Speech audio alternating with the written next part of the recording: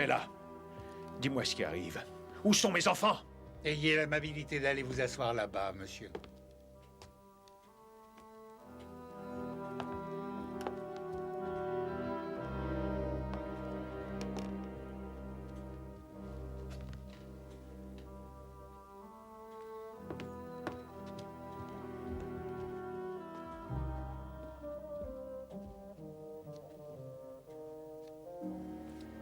Mesdames et messieurs,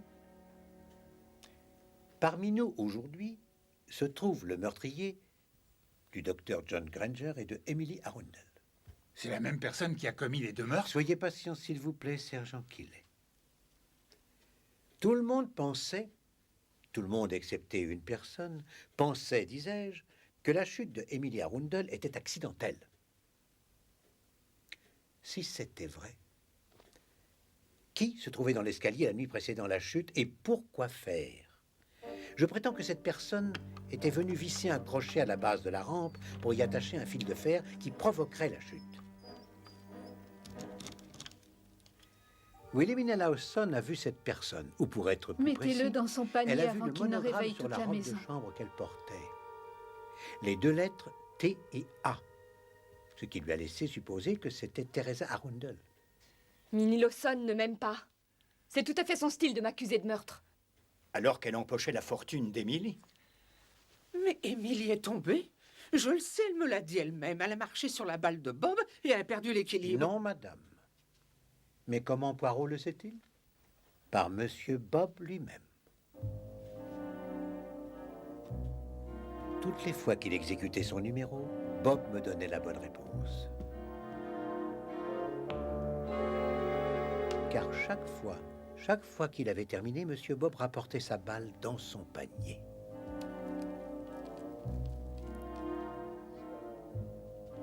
Quand j'ai appris que la jeune Katia avait trouvé la balle sur le palier le soir de la chute, alors j'ai compris qu'on l'avait placée là, exprès pour simuler un accident. La raison de la chute de Emily Arundel était un fil de fer.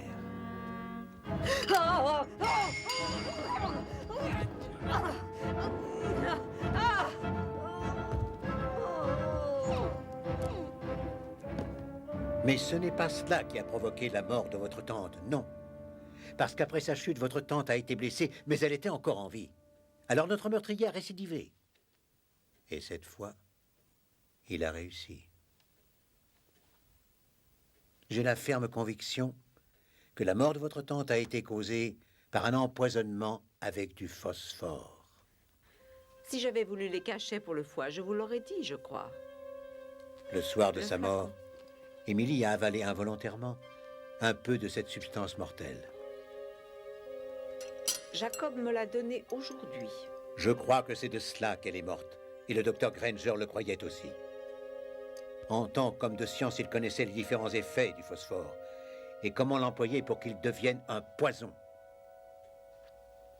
Il a passé un coup de téléphone à Madame Tagnos pour lui demander si son mari en avait chez lui. Ce coup de téléphone devait à sa demande rester secret. Mais Jacob Tagnos a demandé à sa femme ce qu'il lui avait dit. C'est vrai, en effet. Mais Émilie n'est pas morte de ma main. Non, monsieur. Eh bien, je vais vous montrer un télégramme qui vient de Scotland Yard. On m'y indique que la potion que le docteur Jacob Tagnos a donnée à Emily Arundel... Non, monsieur, est inoffensive.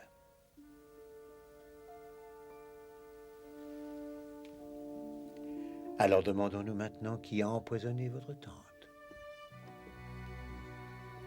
Le docteur John Granger avec son traitement? Non. Un médicament, docteur? Puisqu'il allait bientôt être lui-même une victime. En quel autre endroit pourrions-nous trouver ce phosphore? Que diriez-vous, mes amis, d'un de ces cachets pour le foie qu'on aurait mis dans cette boîte qui était toujours à portée de main de Emily Arundel? C'est aussi la réponse à une question embarrassante. Pourquoi votre tante Émilie a-t-elle été tuée après qu'elle ait refait son testament? Mesdames et messieurs, je peux maintenant vous révéler qu'elle a été tuée avant Bravo. 3 jours avant sa mort. Amusant. Ah oui, très. Et c'est le maître d'hôtel de votre club, monsieur, qui m'a montré de quelle façon. L'une de ses tâches habituelles est de remplir les salières. Seront-elles vides aujourd'hui, demain ou dans 3 jours? Ça, personne ne le sait. Tout dépend des gens qui les utilisent. Donc, ne serait-il pas possible, pour notre meurtrier,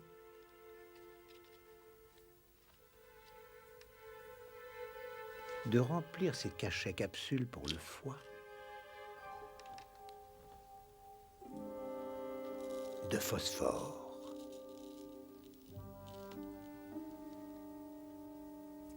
Capsule que Emily Arundel prendra aujourd'hui, demain ou alors après-demain. Après la mort de votre tante, nous avons concentré notre attention sur la potion médicale de Jacob Tanios. Mais je pense que le soir où elle est morte, elle avait aussi dû prendre une capsule qui a lentement diffusé le poison et l'a tué. Ce médicament pour le foie était toujours à portée de main. Il était donc très facile de remplir les capsules de phosphore. La potion médicale qu'elle a prise le soir de sa mort nous a embrouillés.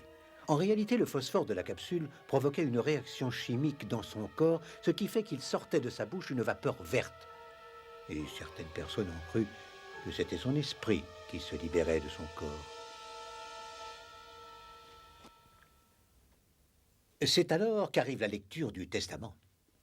La famille n'aime pas ce qu'il contient. Non, non. Parce que toute la fortune de Emily Arundel revient à Wilhelmina Lawson. Alors ils portent leur attention sur elle? Oui, bien sûr. 2 personnes pénètrent par effraction dans la maison. En tombant, le tableau du général a empêché le crime. Sarah! Sarah!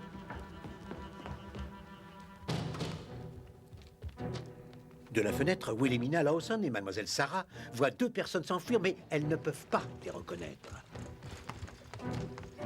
Moi, Hercule Poirot, je sais évidemment qui sont ces 2 personnes.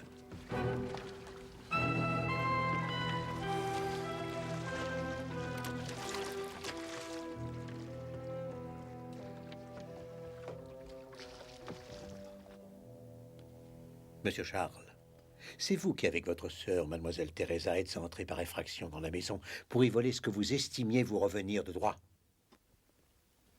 Oui, oui, c'est vrai. Mais ce fut notre seule et unique tentative, Poirot. Ce n'est pas nous qui sommes revenus la nuit suivante. Pas vous, mais quelqu'un d'autre.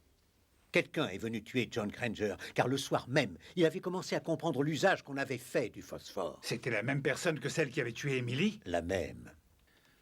C'est celle qui a Théa comme initiale alors. Je crois que j'en ai assez entendu. Je préfère m'en aller. Asseyez-vous, je vous prie.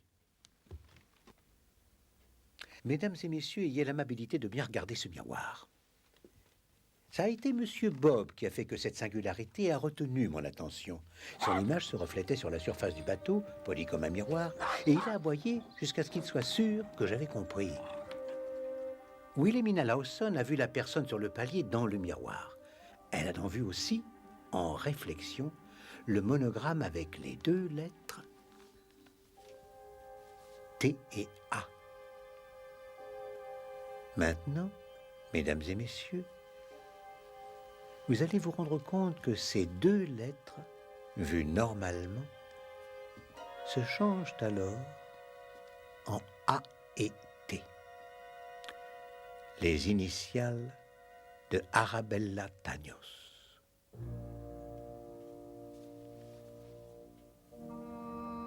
C'est vous, madame, que Wilhelmina Lawson a vu sur le palier. Mettez-le dans son panier avant qu'il ne réveille toute la maison. C'est vous qui avez mis le fil de fer et qui l'avez enlevé après la chute. C'est vous qui avez pris la balle de Bob et l'avez mise en haut de l'escalier dans le but de l'incriminer.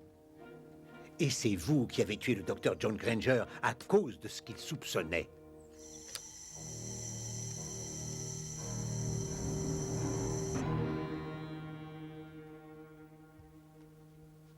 Est-ce vrai, Bella? Non, c'est lui.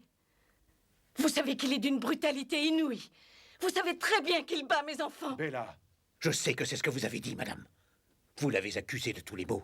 Vous avez fait semblant d'avoir peur de lui. Vous disiez qu'il était emporté et violent. Ce n'était que mensonge. C'est vous et vous seul qui êtes responsable du meurtre de John Granger, comme vous l'êtes de celui de Emily Arundel.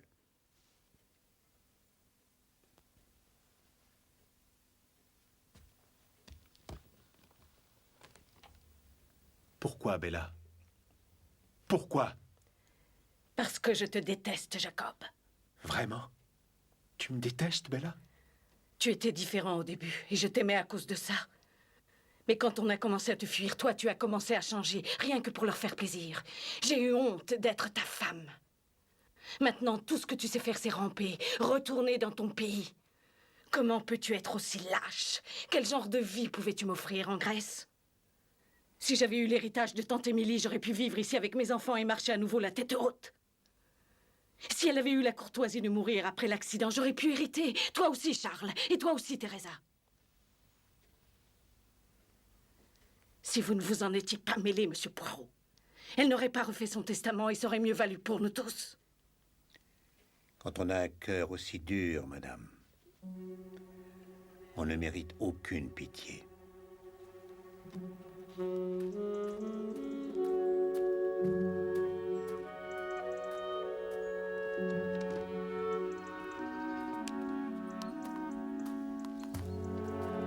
Quelle horrible histoire. Une femme qui est rongée par autant de haine. Oui, mais toutes les femmes ne sont pas comme elle, Hastings. Wilhelmina Lawson a restitué aux membres de la famille toute la fortune de Emily Arundel. Ce qui fait que je vais pouvoir régler ma note. Il y a encore du monde qui ne demande qu'à être battu, n'est-ce pas? Oui, mais pas par moi. Je pars pour Bonneville. C'est dans l'Utah. Mais ça se trouve en plein désert. Il n'y a pas de lac. C'est vrai. J'ai décidé de ne plus faire de vitesse sur l'eau. Je vais faire de la vitesse sur terre maintenant. Et nous repartons pour Non, Londres. pas tout de suite, Hastings. Pas tant qu'une affaire de la plus haute importance n'a pas été résolue par Hercule Poirot. J'ai été époustouflé, n'est-ce pas, Poirot? Vous l'avez été, mon ami. Dire que pendant toutes ces années, Poirot avait le don de communiquer avec l'au-delà. C'est que vous avez encore plus de dons que vous ne le croyez, Monsieur Poirot. Mais oui, mais cela s'est encore produit la nuit dernière. Non, c'est vrai. Qui vous est apparu? Je me suis réveillé parce que je sentais, voyons, comment dire, une présence dans ma chambre. J'ai regardé tout autour de moi, et alors j'ai vu les bagnoles bretons.